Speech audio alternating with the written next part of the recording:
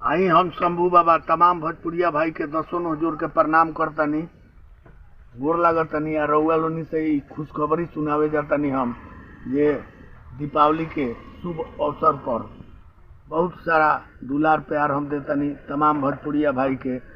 विशेष रउआ लोनी से निहोरा करब जे एगो हमार चैनल बा जौना चैनल के नाम शंभू बाबा ऑफिशियल। तो हमरा आशा ना पूर्ण विश्वास बा जे रउआ लोनी हमार गार्जियन हई, हमार मालिक हई।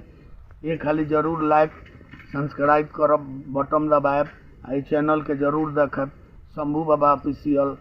विशेष बात रउआ लोनी से सुनावे जातनी कि हमरा जोरे जोरे मुजफ्फरपुर से चल के भाई हमार लोग आइल बा, बहुत सुंदर कलाकार के भाई का नाम है बाबू मुकेश मुस्कान जी, वहाँ के बड़ भाई लोग आइल बा।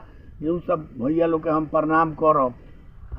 एहू भैया लोग से ये कहब जब मुजफ्फरपुर जिला में जाके हमरा चैनल के प्रचार करी सभे, जरूर आशीर्वाद दुलार प्यार दिया। तमाम भोजपुरिया भाई लोग के हार्दिक हार्दिक शुभकामना ये दिवाली का शुभ अवसर पर। जय हिंद, जय भारत, जय माँ शारदे, जय मेरे भोजपुरिया भाई लोग, जय छठी माई, जय हो छठी माई, जय छठी माई की जय, बाबा की जय। हम शंभू बाबा तमाम भोजपुरिया भाई के दसों जोड़ के प्रणाम करतनी। रउआ सभे के ये दीपावली के अवसर पर शुभकामना हार्दिक हार्दिक बधाई देतनी। और सब भोजपुरिया भाई लोग से कहब कि अब की दीपावली बढ़िया से बिताई सभे।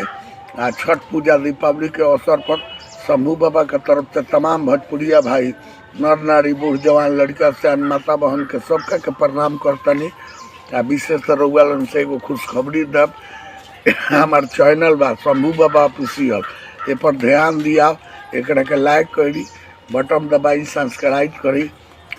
रउआ लोगन से का कही, रउआ लोगन के घर के बेटा शंभू बाबा। जय हिंद, जय भारत, जय माँ शारदे, जय मेरी छठी माई।